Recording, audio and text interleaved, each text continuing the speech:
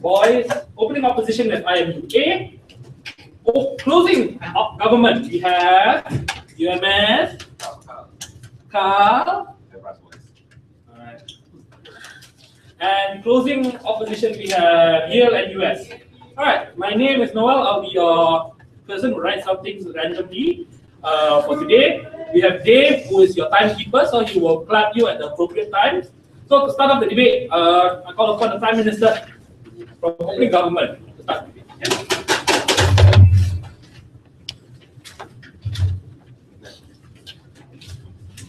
Good evening, everyone, ladies and gentlemen. We, the government, would support the motion that this House would implement inheritance tax in Malaysia. First off, we'd like to start with explaining why we think Malaysia is very relevant. The fact is, Malaysia is an Asian country, and hence we have very traditional values. One of these values that we have to, which will basically be the important point of this debate, is that a lot of families will work and support their families up until they are adults, and the notion of families continuing their legacy is very important in the Asian culture. Okay, obviously this means that a lot of money tends to become family money, and it becomes kept in account for a long period of time. Now, what happens in inheritance tax is, when inheritance tax occurs, is that when a person dies, a certain percentage of the inheritance will be given towards the government, and the rest of the percentage will be given, and the rest of the money will be given back to the families to be distributed in whatever way the person who died wishes. All right. However, in our proposal today, we propose that when the death occurs, the family is made to liquidify all assets, and they will be given 6 months to either liquidify their assets themselves and find their own seller, or after this 6 month period, this 6 month grace period, they'll be required to give the land to the government to be sold off, and they'll obviously it'll be sold off at a fair price. Right, so why it's also relevant in Malaysia is that the thing is, a lot of our Malaysian families have a lot of money. One of the biggest examples is, yes, accepted. Okay, so what you're telling me is that you're going to sell off every single thing the person have after he dies? Yes, it doesn't matter to the person anymore, he's dead, isn't he? And we believe that all the money, after the percentage of the money will be given back to the family, will be given back to the family, and will be redistributed equally, right? So it is not like it's not given back to anybody, to the family at all. So anyway, because they are rich families, this will lead to families who have a lot of wealth. And then let's move on to my first contention, which is it causes stagnation in the economy, right? So basically, I'll just give you guys a run through, right? Stagnation occurs when there's no movement of assets, and hence in the economy there's no input, and if there's no input, there will be no output. So the point is that money no longer flows within the country. And one of the biggest examples, please sit down. One of the biggest examples would be real estate. The fact is, a lot of families tend to keep this real estate, and many of them do not even bother to use it. And they will not bother to sell it or use it for any point of purpose, which means that this land is not included in the economy. Just give me a second, right? So what this occurred? Sorry, yes, you can go. If you want to liquefy property, right? And so why do you even have property tax in the first place?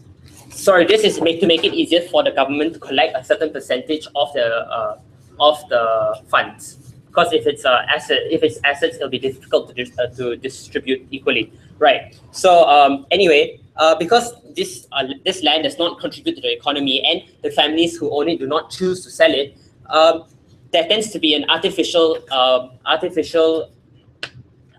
housing bubble, which will lead to the increase in prices, and this will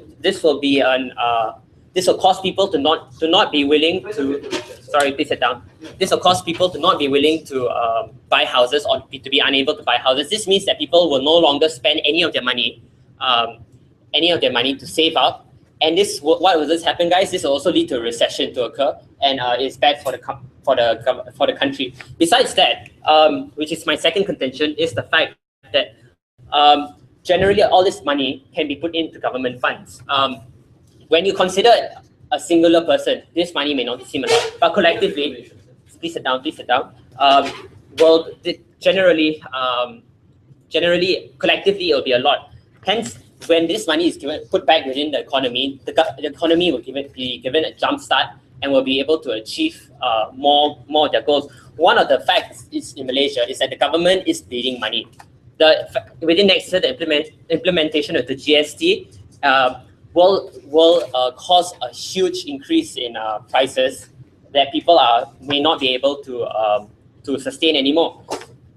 So this boost in income, although may not be able to solve all of our problems, which we do not assume that it will be, but however, it will improve with government influx of money. The government will be able to reinvest their money back into new projects such as public transport and stuff to reduce the cost of living of the people, such as they no longer have to buy cars or no longer have to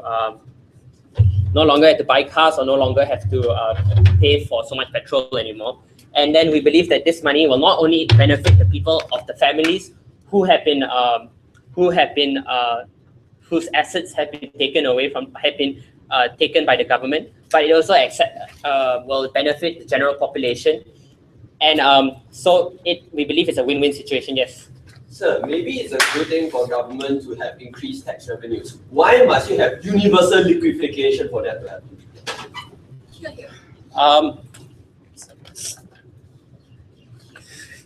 Sorry. Can I pass it on to my second speaker? Because right. So right. What I think that I've just finished up my speech. So thank you very much. Okay. My thanks to Brian for that speech coming at Prime Minister. Now we cross over to opening opposition. IMU. Ivan, leader of opposition. Yeah.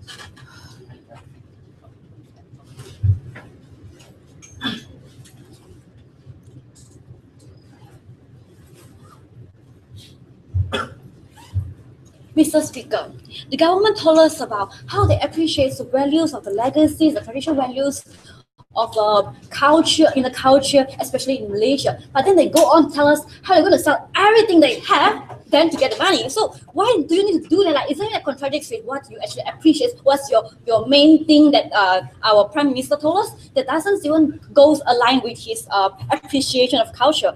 So today, what I'm going to talk about is how this inheritance tax burdens the poor.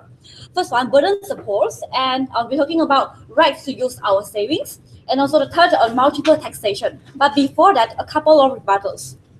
First, like I've just said just now, Brian told us about how traditional values is being appreciated in Malaysia, but then why taxation on that?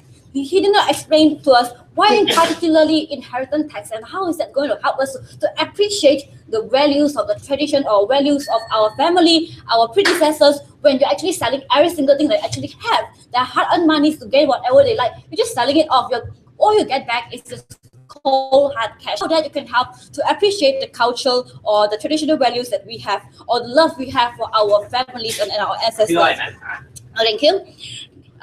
So next is they go on to tell us about how inheritance tax you'll be using the universal liquidifications. Like, why do you want to actually do that? You're selling off everything that the deceased person have. It's like, it sounds more like I'm happy that you are dead. I'm going to sell every single thing off. I've left no memories to my house. The case is only similar when you break up with a person. You're going to sell every single thing he gives to you.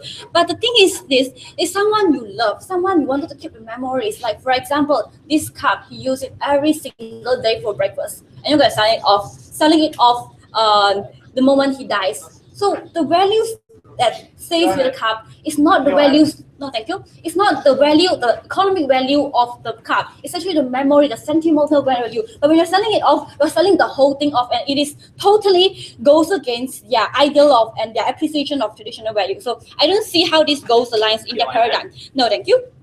And on their points or arguments on stagnations and of economies, that they say that you should sell everything off so that you can boost up the economies. The thing is that when you do this, what are the incentives for the people to actually to work hard to earn money to buy the things that they want? You know, it actually discourage people to do so. So this point goes parallel with the my dialogue's point on public mindset, which she will further elaborate that. And okay, it's okay to gain more tax revenue to put on funds into development of countries to bring the nation to a further growth. But why inheritance tax? Why when you actually appreciate culture so much? Okay, I'll take one POI from government before I proceed to my arguments. Yeah. The fact is, heirlooms are not assets. Assets, the example of a cup is an heirloom, not an asset. Well, okay. So because of the POI, I've asked him just now, are you going to sell every single item that she had? He has. Yes. So I assume so. It's every single thing that he has. So he actually answered my question before my speech. No, thank you. All right. Now, first going to my first argument is that how it burdens the poor.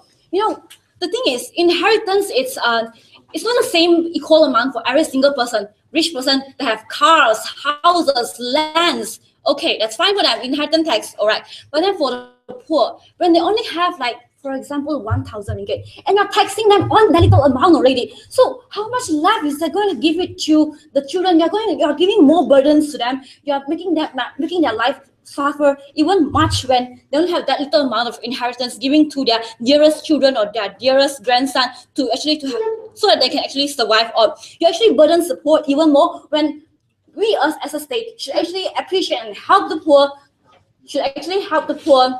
instead of burdening them all. So on the second level of this argument is that when you burden support, when you actually implement the inheritance tax, you're widening the wealth gap. You actually widen the gap between the rich and the poor, because when the poor has less less and less amount of this inheritance they have, they're going to get poorer and poorer day by day, and in the end, the nation will be of extreme extreme wealthy and extreme poor people, which is very bad for the progression of the nation if you want to actually reach Vision 2020 in the 2020 years. All right, and okay, going to my second argument is on the multiple tax, on the right to use our saving. We have income tax, we have GST, we have SST, we have everything on our on our income tax or taxation on our income, taxation on our expenditure as well. What is the difference between savings and income is that it is our money that we have from our hard-earned income. We sacrifice and defeat our material desires and urges. This is the money that we actually save from our expenditure, that we actually took a lot of sacrifice. And I think that we actually have the right to use our savings without governments implement any taxation on it, because it is our hard-earned ways. We actually sacrifice a lot of things. No, thank you for that. When you're already taxing on our income and expenditure, why tax again on our inheritance? Because it's very unfair to us. And also, okay, that is my okay, and also that okay, that is for my second argument, right to use our saving. Going forward to my third argument, why the multiple taxations. Like I have said just now, we have GST, income tax, and all of it. The first level of this argument is that you are burden the nation in the whole when you're giving more taxation to them. It's like a multiple taxation with everything. You have tax income, you have GST, and then you're taxing them whatever they have left. This is like burdens them a lot. On the second level of analysis is that when you have a lot of taxation going on in your country, which doesn't even make sense because you're trying to appreciate the values of the traditions, people who are rich, they will immigrate out of the country. People with purchasing power, with like highest purchasing power, they will leave Malaysia, leaving what left, leaving poor people left, and this is very bad for the nations because you bring people with low purchasing power, reducing your growth of economics, which will actually cause a stagnation of economy, like what PM is trying to tell us. All right, and then on the third level of analysis is that really people trying to immigrate in Malaysia because Malaysia is so-called like top 10 or top 100 best Malaysia to immigrate in after you retire. But when you actually implement inheritance tax, do you think that foreigners will actually come to Malaysia so that Malaysia can tax on their inheritance tax away? They will be reducing a rate of people coming to Malaysia, reducing rate of quality professionals as well. So all of this will hinder the national growth of Malaysia as a whole. And also the third level of analysis of this multiple taxation is that outflow of cash. Even if they do not immigrate, they will be pushing a lot of their inheritance, their wealth all towards other nations, so that so that all of this is fluidity and cash flow will be going out to companies or going out to the nation, which is very bad for the progression of the nations. So with my points are right to use our saving, multiple taxation, and the rest, I will probably propose. Thank you. All right. Before we move on to Deputy Prime Minister, a couple of clarifications of House rules. If the speaker is speaking, just try to keep the discussions to a very minimum. Like, I know that you guys need to discuss, but don't make it too loud. If you're interested in offering a point of information, do try to stand up. That's quite rude.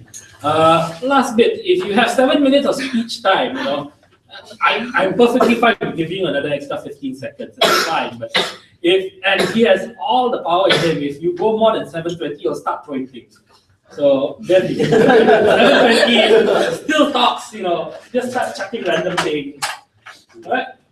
Okay. My thanks to the leader of opposition. We move back to side government with Deputy Prime Minister Elvin. Okay, so first to talk about one of the points that she have addressed was about burdening the poor. Well, to the implementation of the inheritance tax, first of all, it will be taken by the government so that it can be redistributed later on. It's called, in economics, it's called the trickling down effect, whereby the money taken from the rich will then be used by the government to improve the conditions for the poor. So this would reduce the burden for the poor instead of like increasing the burden of the poor. Yes, I understand that the poor wouldn't have much to inherit, but then again, from the money from the rich that they tax through the inheritance, they would be able to take out the money to then improve the conditions and actually provide more opportunities for the poor to become more income equipped.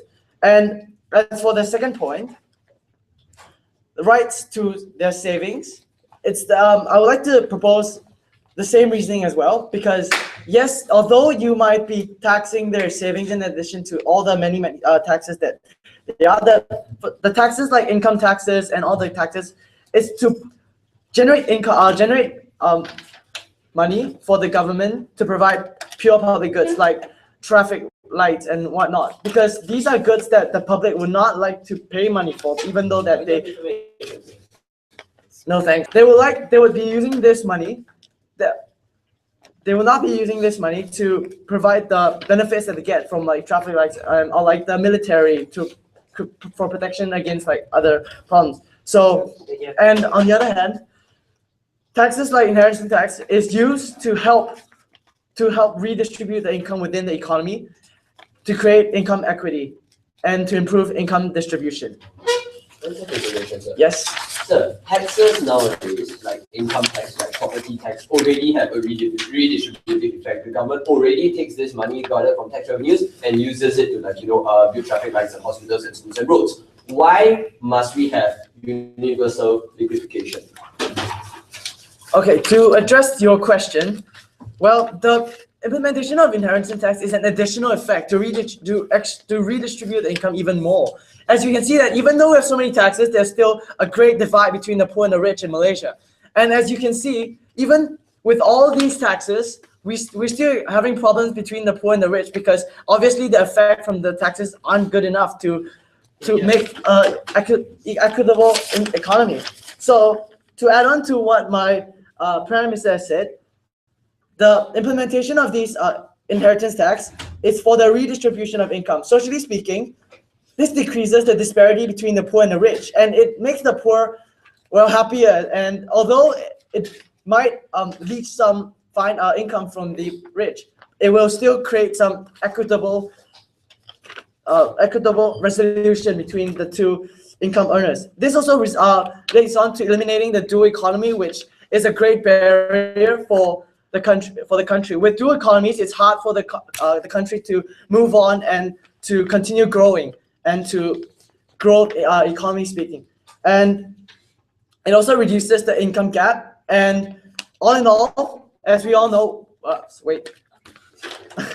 all in all, we know that with a lower income gap, there will be less jealousy, envy, and then all in all would reduce the crime rate because people get more opportunities with a more dynamic economy. There'll be less crime and there'll be more peaceful. So there's all in all, there's a social surplus. Yeah, just now you have said on the argument that you say that government will take the taxation from the poor to help to give aid to the poor. So will it reach all the poor and will we exceed the amount of taxation being inflicted upon them? Obviously, this money will not be directly given to them as money. It will be used to enhance and to provide more goods for the poor, such as building more facilities for education, to create more opportunities for them to develop as a person, rather than giving them money to spend.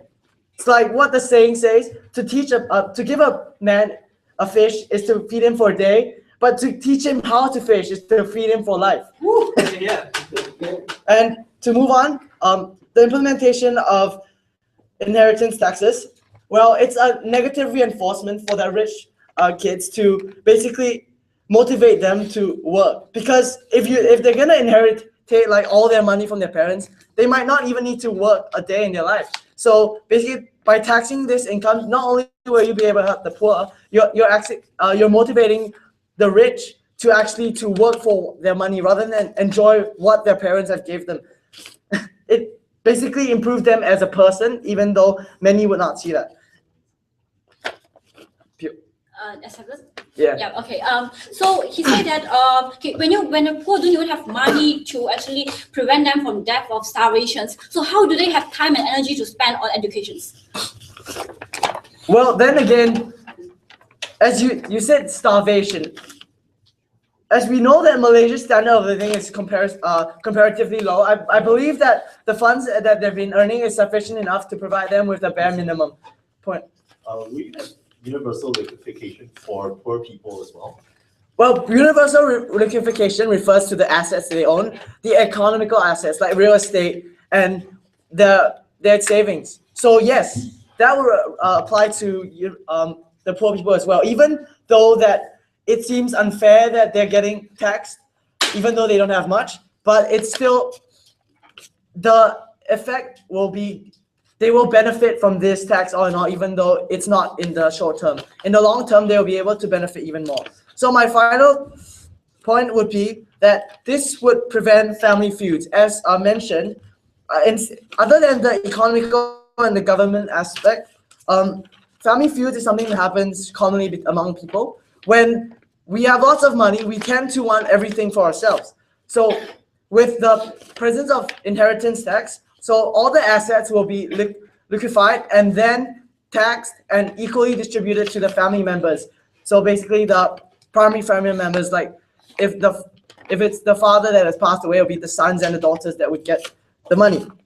So then this would lead to equal distribution of family members after tax, and it would prevent like family feuds. We know that family feuds often come up because of the fact that they're fighting over the money, and this would lead to a more positive society with less families fighting each other. Thank you. Thanks to Alvin for the speech. Now we move back to opening opposition with Noraisha, Deputy Leader of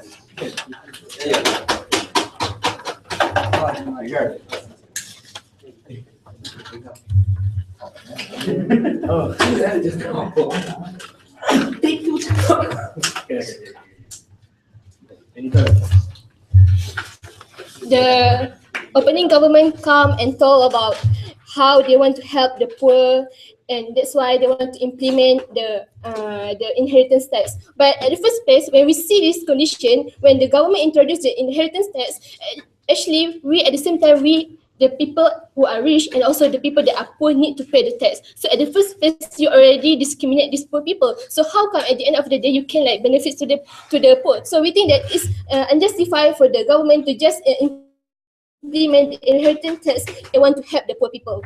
So we think that the argument is falling down. And also they're saying that they want to redistribute the income. They want to make the equality among the income in the people. Well, we don't think so, because actually if the government to achieve the income equality, we have to start from the bottom. We have to start from the education, give the good education to the people, rather than you just give taxation, because we think that to change the people lifestyle, actually they need to have a good education, and with that they can change overall to the betterment of their society. No, thank you. I will accept later. And also, they're saying that this can actually reduce the gap, but we think it's differently, because actually as being told by my Prime Minister, as my leader of opposition, actually the people have the right to save their money and also to enjoy all the same that they have go so far. So when the government just implement this inheritance, it can actually send a wrong message to their mindset, and I will further elaborate this in my arguments. And also I will now move on to my first argument, which is about sending a wrong message to the people. No, thank you. So saving is a good activity. We save in order for us to be ready, to get prepared, and when we having a difficult time. So actually, saving is a very something that we should do. So when the government want to tax the people for something that is safe for their future generation, for their children, this actually send a wrong message to them, because they might demotivate to save the money. They think that the government they have to pay a lot of money for the tax, and this at the end they might just think that it's better for them to use this money rather than to save for their children. So we think that it's at the end will cause harm to the future generation, because the parents might not want to save the money, and they just will spend all the money that they have, because they think that at the end of the day they have to pay a lot of tax, and also they don't have any benefits, because after they die, all the things will be given to their children. So this can send a wrong message to the people at the end of the day. Yes. Alright, you get a lot of tax if you buy Lamborghini, but people still buy Lamborghini. We don't see that as a legitimate reason for people to be demotivated to save money. No, because there are a lot of taxes that have been implemented, and we think that it's unjustified for you to just implement the inheritance tax, because already we have the property tax. It's actually is enough for the government for this level, because Malaysia is under the developing country. So we think that in this current situation, our people are not ready yet to accept this inheritance tax. We think that it's better for us to continue with the property tax for this time being, rather than further burden the people who are either the rich or the poor with the introduction of the inheritance tax. So we think that for this time being, it's better for us to see how this condition by not implementing the inheritance tax. So moving on to my second argument, which is about the public mindset. So this is, as I mentioned, people will not be ready. They might not accept for this policy, because they also furthermore can be very reluctant to accept for this inheritance tax, as being mentioned, because they have worked very hard to get this financial item. So when the government just implement this inheritance tax, this actually can send a public make them to think wrongly, and this can change their mindset, as they have worked hard, and this will cause a further harm to the people. Furthermore, we think that if by the introduction of the inheritance tax, we think that some people might, at the end of the day, they might be reluctant to pay for this, and some of them can lie in order to avoid to pay for this inheritance tax. So we think that on the idea of the public mindset, we think that the government should not introduce the inheritance tax. No, thank you. So speaking about I will further elaborate about the things that being mentioned by the leader of opposition about the flow of money, about the cash flow. So if this inheritance tax is being implemented, so people might not ready to stay in Malaysia. They can just move to other country, because they have to pay for a certain amount in order to inherit the financial aspect to their children. So this will cause people to move their assets from this one country to another country. So we think that it's very harmful if they do like that, because in this situation this can cause people to move from other country, and this will make the harm to the people. No, thank you. So we think that it's better for us by not introducing the inheritance tax, because it's actually, as being mentioned, it can promote people to have an incentive to save their money because they already work hard. So this actually can encourage them, and they have the right to save future and also their money for their future and their children. So we think that it's a great incentive for the people for the end of the day to just enjoy and enjoy everything that they have done, rather than just by implementing inheritance tax, because as further mentioned by my leader of opposition, we have introduced a lot of tax, and by introducing another tax, it actually can cause multiple taxing, and it's not the acceptance of the people will still be cannot be guaranteed. People will be very reluctant, and we think that because of that we didn't agree. So I will now summarize again what the opening opposition have told you so far. First of all, we think that by implementing the inheritance tax, it actually can cause the burden to the poor, and especially to the poor, because they already have a limited amount of possession, and by introduction of this kind of tax, they need to spend some of their money to pay for this tax. So this will cause further burden to the people, and at the end of the day, they might left lesser than what they have at initial day. So we think it can cause harm to the people, and it cannot help the poor. Instead, it just cause further crisis, economic and financial crisis to them. And secondly, about the multiple taxing, and as we mentioned by my LO, it's about we have a lot of taxing, and this can, for this time of being we are not ready to accept another tax. And further, about the right of the people to enjoy and to spend how the money they have worked hard for. So it is, they have the deserve, they have the right to enjoy the thing for the save that they have done. And also, it's sent a wrong message to the people about the saving. And also, it's changed about the public mindset, and the Malaysia are not ready yet for this inheritance tax. With that, we would like to oppose. Thank you.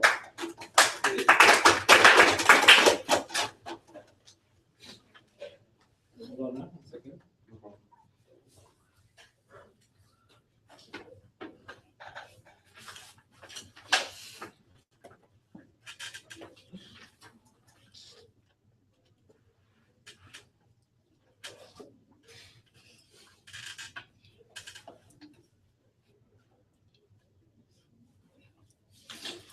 Right. My thanks to Aisha for the speech. Now we move on to the closing half of the debate. Yay! With the closing government, Kelvin.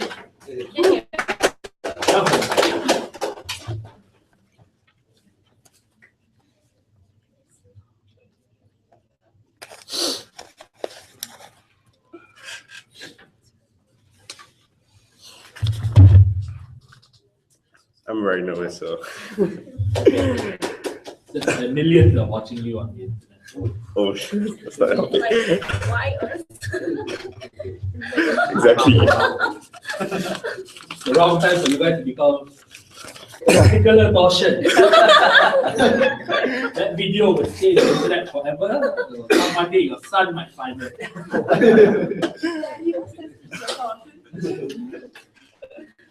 Take your email, guys. So, okay, just remember, anytime you're ready, take it easy. Relax. All right.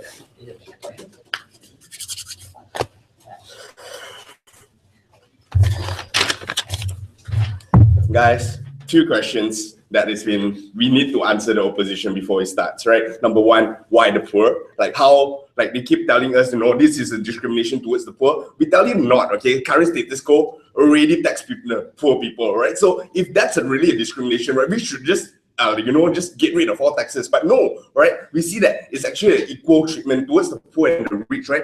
Where the poor pay a small portion of their income of they earn, right? And the rich pay an equal income as well. So we do not see a relevant on why is this a discrimination towards the poor, right? Number two, right? They also second question we need to answer is like why inheritance tax, right? Well, we shall tell you in this current story that I'm about to tell you guys, right? Now, okay, once upon a time, right? There's this era called feudalism.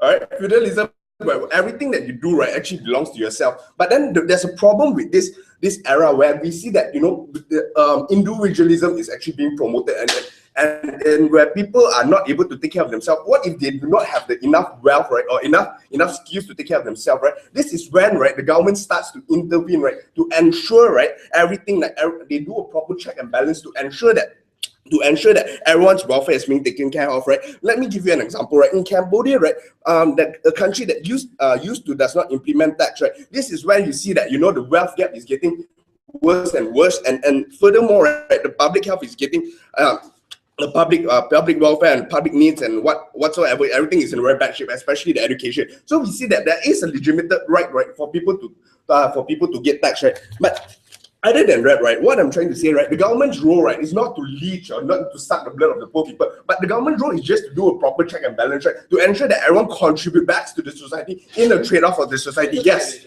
So we agree that it's the government's right to tax the people. What we don't agree is that the government's right to universally liquefy everything that you spend your entire life building for your children. Yeah, I knew this would come up. Okay, anyway.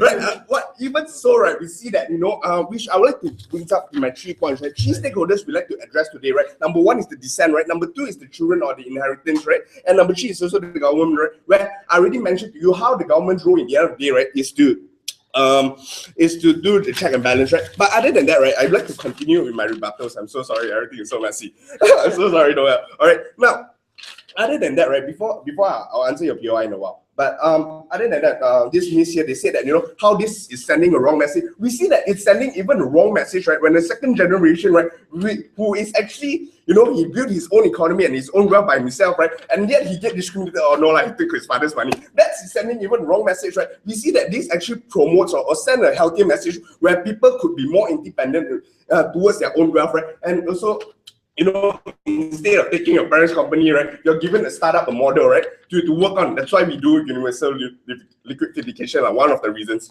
All right. Now, number 2, right, where they talk about people might be reluctant to pay tax, right? That's why we have auditors, right? That's why we have all these check and balance to make sure that people don't do such things, right? And so we see that this is really not a valid reason, right? Now let's move on to my substantive, right? Number 1, I'd like to talk to you about the descent, right? The people that pass away. Now, we see that when these people, I like to use on the principle of social contract, when people come into this world, right, they have like, sit down, all right? Where people come in this world, they technically do not have anything, right? So it is because of how the government works, right? The common economy, the government fiscal policy, or even the government's education policies that build the person to make him who he is and how he is rich and how whether he's poor or not, right? So we see that this is actually sit down. All right. Now we see that once the person leave the country, right? They have no more obligation to contribute to the country. All right. But other than that, right, what we're actually giving him, right, is a right to contribute, or the right to choose someone to be richer. All right, we're giving him the power or an access, right, a step-up platform for another person to enhance the person's life, to empower the person's life through the wealth they have. All right, now we see that this is actually a right, right? And with every right in the country, although it might be given true because it's their right. But other than that, I'm not done. All right. Now we see that there's actually a price of rights, right? Let me give you an example, right? You need an academic qualification for you to give an academic speech, right? For freedom of religion, right? You must practice liberalism. So we see that in every rights that you have as a citizen, right, also have an equal right. So what we're trying to tell you now, the rights to make someone else richer comes with a price, and that price is called inherent tax, right? So we see that we tell you that, you know, yes, yes, what you're giving the power now is to give someone a head start, someone a good start, right? So we see that when you do this, right, it's actually an incentive to make sure that, you know, it's actually a fair trade-off, right? Sit down. All right. Now this actually moving on to my second point, right, where we want to talk about the second stakeholders, right, which is the person that inherit the inheritance, right? We see that. In terms of taxation, right, these companies that have high values, right, that when the person inherit these companies, right, they would tend to have they will need a lot of, obviously they'll be taxed for it, right?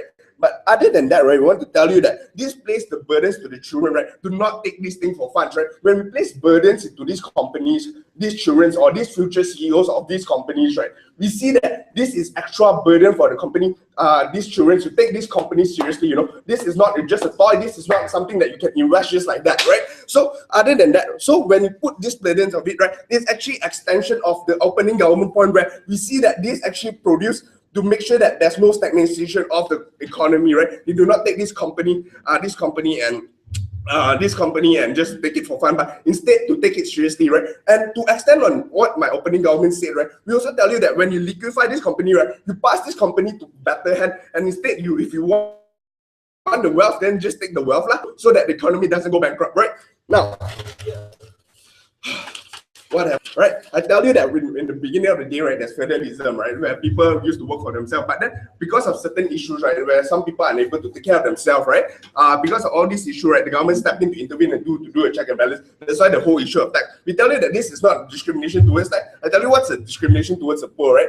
Discrimination towards the poor is when you give loans to poor students for them to study. That's a discrimination to poor. But taxation is definitely not, all right? Where we see that it's because of the equal proportion, right? I tell you that, you know, it's actually a right for the descendants, and there's a price for this right to make someone else richer. And I tell you that, you know, it actually gives the burden and incentive for the inheritance to actually take this company seriously. With that, I'm very proud to propose. Yeah.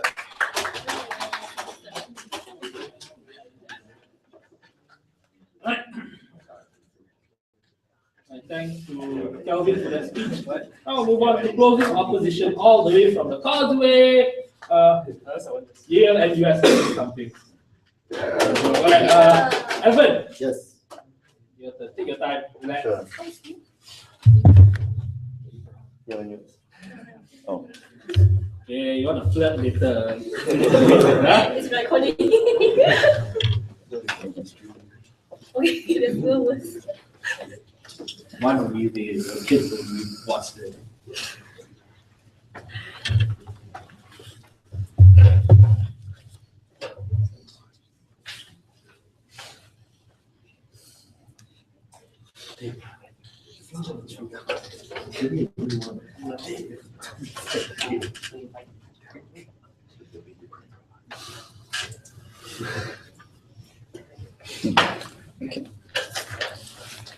What the opening side has been all about has been about the poor people, and it's been about the rich people. And we've been tackling these in isolation about in like whether we should actually tax the rich or you should chase them away and things like that. But our main focus today is that we're going to focus on the family of the people whose people, you know, after a person has built up an entire empire, even or has built up an entire business, and then you're leaving. What are the effects of the children, of the people who are left behind in this world today? And this is the focus of our debate today, and this is a shift from the opening side. Now, first, let's tackle a few rebuttals today. So first, the member of government told us that, okay, you know, why you need to tax the poor, because you need to treat them equitably, and so you need to, and he brought an example of taxation and how we tax the poor as well as we tax the rich. But the very fact is that the very nature of taxation is that it's on a gradient. So in the first place, you're not taxing people on an equal level anyway, right? And so this begs the question. So that the entire government side has not answered yet. So why universal liquefaction? You have not proven to us why every single person should deserve to be treated that way, when in fact, you know, as what the opening government said, they wanted like equity amongst the entire society. But by doing that, you're precisely robbing the poor people of the opportunity to come back and step back on their own feet. And so the next point, like, so why inheritance tax? And no, thank you, sir. And you should stand up. And so you brought up about the feudal period, about how, you know, there's this hoarding of savings promotes a certain sort of individualism, and you want to break that down. But so in first place, what is the duty of the government to deal with that anyway? Like it's already being done to a significant degree in status quo. And so what is the additional burden of the government to have an additional tax onto them?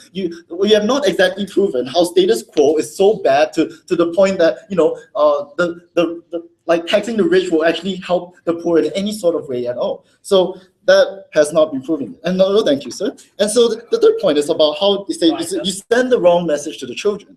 And so you say you want these children to be more independent, and we agree. We actually want these children to be more independent too. But even if like say people will lose the sort of independence as because they are very rich and such like that, we say that is actually better for the poor people. It is better for the poor people whom actually need this dependence. You can't say, okay, we'll throw you out on the streets and all you have is your money left. We say that is unfair to the poor people and it's actually better for them in the long run.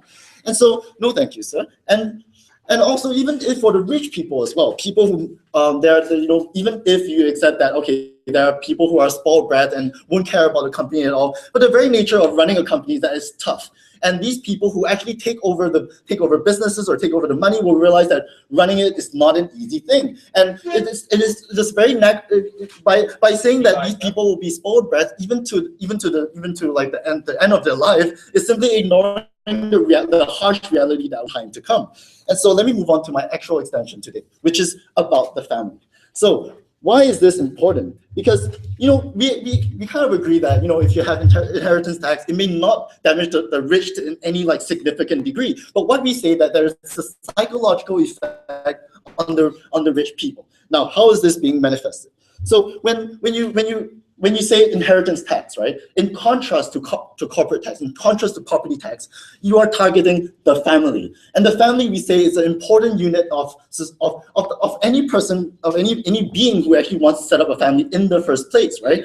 You accept that it's so important that you save, right? You save so that you can pass on the money to your later generations. You want to ensure the security of your later generations. And when you have the government interfering in the first place, I'll take you later, when you have people interfering in the first place into the private matters of how a family runs its own family, then that changes the very psychological effect, and that is the extension on our opening opposition side. No, thank you, sir. Where we say that why would you drive people in the first place? We say it's because you're attacking the family. You are attacking the very fact that the government could do this right now, and so the very fact is that the government could very well intervene a lot more if they deem it necessary, right? Like if they deem it necessary that the rich poor divide is really bad, and so we need to tax them even more. And so what happens is that this is the reason why these people actually leave the country.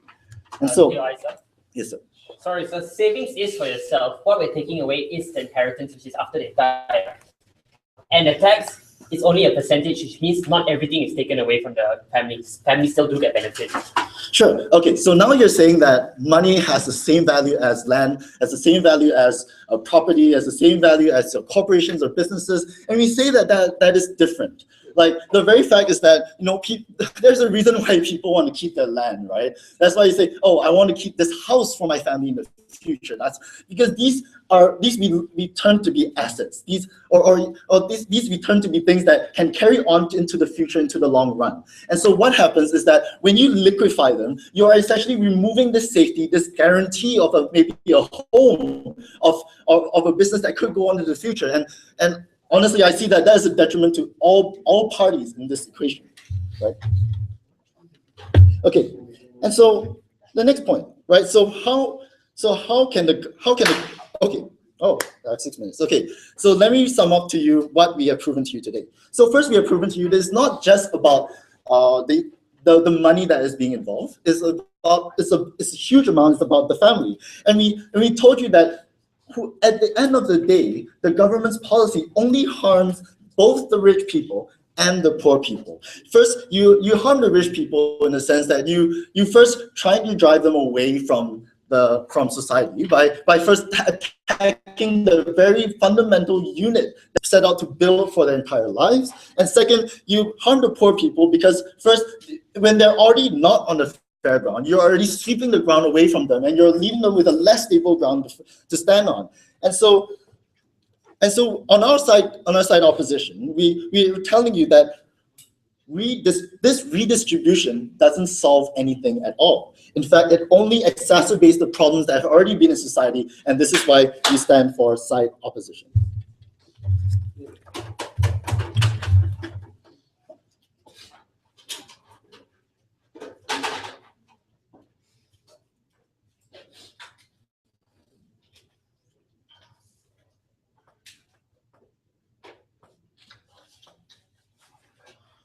my thanks to Evan for the speech now. To close the debate for side government, go with Georgie Boy. Thank you.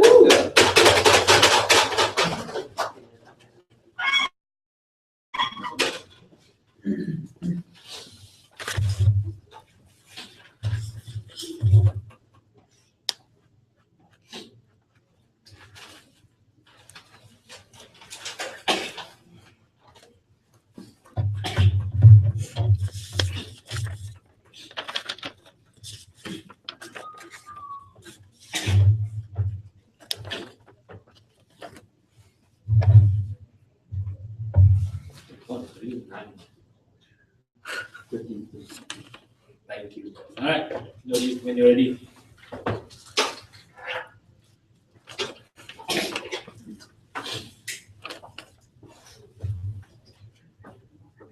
Ladies and gentlemen, I'm going to tackle the POIs that the opening opposition that tackle. They said that when we are implementing the taxation, inheritance taxation, we are causing the rich people from the other country to stop migrating to Malaysia. We find that it is very redundant. Why? Because if they are already rich, right, they wouldn't mind moving here, even though there is a tax on their inheritance, because the money that they tax towards the rich people from the overseas doesn't really hurt them, ladies and gentlemen. So this is why we find that their ideas on not allowing taxation is not relevant in this case. And the second rebuttals towards their idea is that when we do not tax, how is it possible for us to gain more funding to help the society if, let's say, the government has already suffered from deficit funding, ladies and gentlemen? So this is why we see that by a new sum amount of taxation, we'll be able to promote the country to help to build better facilities towards the citizens who are living under poverty, ladies and gentlemen. So this is why their ideas should not stand. And the second the third rebuttal is that about their ideas of bringing up a wrong message towards to the society, which we think that it is totally irrelevant. Why? They said that when this kind of tax is being implemented, it will cause a very demotivation mindset towards the youngster, which is we find is not true. Even with tax, doesn't mean that all of them will suddenly stop working because they are inheriting the wealth of their family is going to be taxed, ladies and gentlemen. We have undergo a proper education where we must be independent to work for ourselves, to build our own wealth, ladies and gentlemen. So this is why we see that it is not legit in their case. And the fourth rebuttal is that they mentioned about how is it when we legalize such tax in Malaysia, it will cause the rich people from our own country to leave the country. We find that it is not relevant because the rich people, when they are being taxed at a similar amount towards the poor, same principle is that it doesn't really hurt them much. Eventually, they will still earn back the wealth that they do. If the rich people are making so many money with their businesses, they wouldn't mind in such taxation, ladies and gentlemen. So this is why we see that it is not legit at all when they're talking about migration of the rich people towards other countries. And they talk about how is it that when we implement the tax, the people will leave the country and will be reluctant to pay the tax because they will try to avoid tax. And when we find that it's not true, what Kevin has already told you is that the government has already set up an audition organization to audit the money so that they will not run away from tax. So, ladies and gentlemen, this is what happens in the first half of the debate. Now, yes, please. Okay. So you're telling me that in order to tackle poverty, you have to tax the poor who have only minimum inheritance. This will only burden the poor of solving poverty. This is the problem, ladies and gentlemen. They are so hooked up with the idea that the poor are being unable to pay. Let me tell you why is it that the poor still can pay. When we implement such tax, right, same principle goes to the income tax where we have the tax according to their grades, ladies and gentlemen. So they will still be able to pay the minimum amount of the tax. So it doesn't really hurt much towards the poor society, ladies and gentlemen. But in the rich society, they will be able to contribute more funding towards the poor. So now, see, Mr. Speaker, what Kevin has told you is that we see in this society, when there are a lot of rich family, they have difficulties in distributing their wealth towards their younger generation. They will be quarreling to get whatever to quarrel, to inherit the wealth of their family. So this is why we see that when we implement such tax, right, as brought by Kelvin, is that the rights of the father to benefit the children, we see it is legitimate for us to tax them because the inheritance of the wealth provides a head start towards the younger generation compared to the others who don't. So we see now later. So which is, we think that from our side is that it is reasonable for us to tax them because it is a head start that they will be at the upper hands to compared to the other younger generation. So this will further encourage them to work harder in order for them to gain more wealth in their future. And then what Kevin has told you that which is different from the opening half of the government bench is that it enhances the responsibility of the youngsters when they have inherited the big companies of their father, for example, so that they will be more responsible and more sensible to their company. They will not go out taking all the risks that they can in the businesses to risk their company at a very high investment, ladies and gentlemen. So this is why we see that they will be more responsible towards the company. When the company survive, right, the employments of that particular companies will maintain. So everybody will still have jobs to work for and they will not be unemployed. Yes. When you say that inheritance can give a better head start to them, why take away partial amount of the inheritance, just give them the full amount, let them have a better head start? Isn't that better? What your POI is really contradicting. Second of all, you say you have the rights for you to use your own money, and then now you say that you want to take away all that money. So please be constant in your direction. So even if we take some portion of the money that they should have is reasonable because it is a head start that other people do not really have as much as they do. So now, ladies and gentlemen, so what we have told you here is that from our side, we will be able to, when we tax to the inheritance of the people, it will create a more responsible individual towards their family, and then it also encourages the people and the individuals that inherit to work better, and they will be more independence for themselves, and then they will be able to continue working and keep motivated. So which is different from the opening house.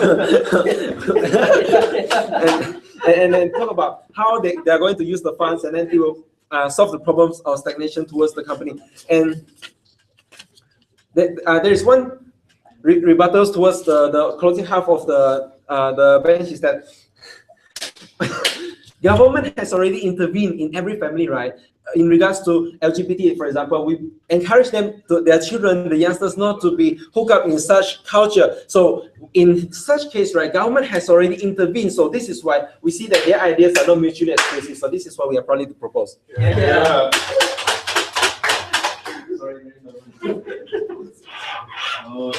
Alright, my thanks to Govwin for that speech. Now to close the debate for closing opposition, and then probably I can start eating and drinking. Govwin, come on!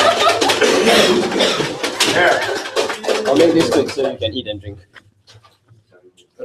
5 minutes.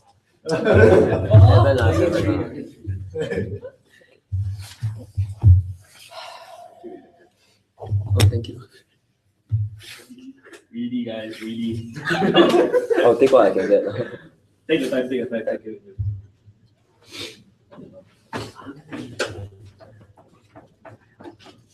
What Evan has shown you is that the inheritance tax taxes the family. This is where it's different from normal taxes like corporate tax, income tax, property tax. What Evan has shown you is that inheritance tax reduces precious entities or symbols. My father's house, my mother's company. It reduces that to numbers and cold hard cash. And this is something that's very dangerous. This entire line of logic is completely unrebutted throughout opposition side. We'll tell you why this is so bad for entire government bench today. But let's just take all the myriad points of government and let's coalesce them into two main questions today. First question coming out from opening. We must have universal liquefaction because the current tax isn't enough. The poor people are discontented and there's a huge gap between the rich and the poor. Therefore, we must have universal liquefaction to solve these social ills and to reduce family feuds. This is entirety of OG summed up in one sentence. Let's tell you why this is so wrong, right? Because they assume that universal liquefaction does something that's unique and beneficial. They talk about the redistributive effect, for example. We need to tax them so we can take their money and use it to build schools, to build traffic lights, to build roads, to build hospitals. We think that that's really good, but their assumption is that only universal liquefaction can do that. That's wrong. That's something we already do with income tax. We already do with property tax. What happens if it's not enough? I forward you this controversial solution. Raise the income tax, not implement universal liquefaction, right? We think that that's a solution that could also plausibly work. However, they are also wanting to do this to the poor. As in status quo, usually we have tax brackets in that, like if you fall below a certain tax bracket, you're not taxed at all, you're exempt from certain taxes. They are going to do away with that, and they are going to liquidate the poor family has actually done, reverting them back to square one and saying, nah, be independent, you can make it on your own. No thank you, right? If their problem is that the current status quo is not enough, consider what happens under their policy. What happens when you liquefy assets? You also liquefy companies, you liquefy lands, you liquefy property, right? Machinery, vehicles, factors of production. As a rich person, imagine you're the CEO of, like, say, Proton, for example, right? Will you sit around and wait for this to happen to your company? Bloody hell, no, right? What will happen is that because what's most important to you is not your company, it's not Malaysia, but your family, right? You're building up Proton such that you have enough money to pass on to your future generations, right? What is in your incentive to do? You will move away to another area which does not have this draconian policy, so Proton can flourish, so you can have that kind of money to give to your future generations. So you have a company, so you have a legacy to leave to your future generations. That's why you do it. No thank you, sir.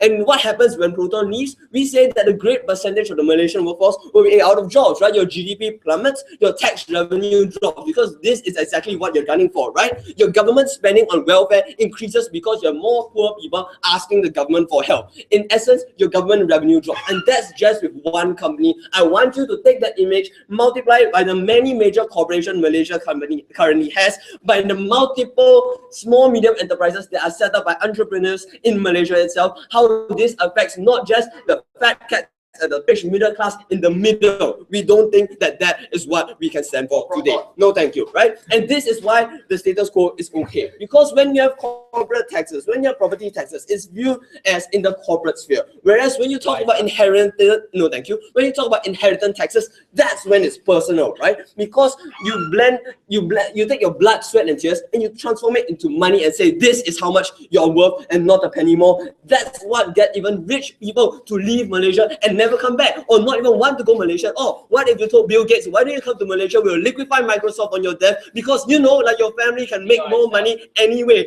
That's not going to sell Malaysia to him, right? Yes. This can be solved by just changing the name before you die. Everything will be solved this way. Changing the name to CEO. Then why would you have universal liquefaction if it doesn't achieve the intended effect that you want it to do? And if you're proposing to exploit government loopholes, then if you're expecting to exploit government loopholes in your policy, clearly your policy is something to be avoided in the first place, right? You don't quite understand what you're trying to get at, Prime Minister.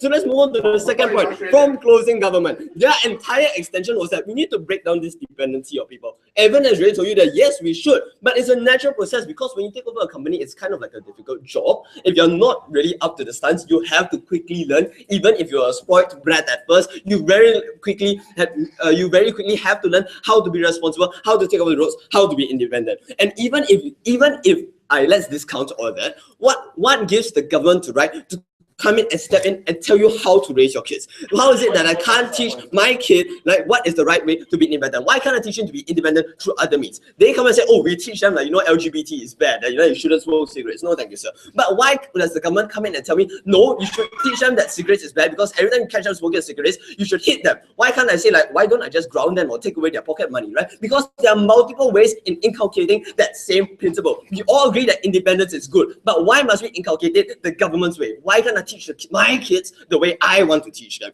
Never answer from side of our government. Next, the entire idea that the poor people still have to pay versus the entire idea that they're trying to help the poor. Now let's just consider that what closing government wants to do is to liquefy burgeoning SMEs, right? If you're a poor person and your entire life has been spent building up this small company, this small mama shop, such that your kid can take over and that you can have at least a steady income, what you're going to do is to liquefy these assets, liquefy these facilities, liquefy all the acquisitions that you made throughout the decades, right? And then you force them to start from ground one, you entrench them in the cycle of poverty and tell them, you have to do this by yourself, because that's how you become independent. You come back 3 generations later and wonder why the household is still in poverty. We don't think that's the way to go about it. And lastly, on the entire point of our extension, this point is going to be really short for the one simple reason that they haven't tackled it at all, right? Everyone has told you how this impacts the family, and that's why all of opening opposition effects are even more pernicious, because that's how the rich people shy away, because it's no longer about money, because they can make tons of it anytime. It's about the family, of which there's only one. And so if you really want a united Malaysia, if you really want to build one Malaysia, if you really want to have a Malaysia that's prosperous, that takes care of its poor, we say go with closing opposition. Thank you. Alright, thank you, Benjamin, for that speech. This ends the debate. You may all go home. Bye-bye. I'll see you later. Leave the room, cross hands, cross floor, shake hands, blah, blah, blah. I'll call you guys back after this. Thank you. Bye-bye. Oh, I have to give them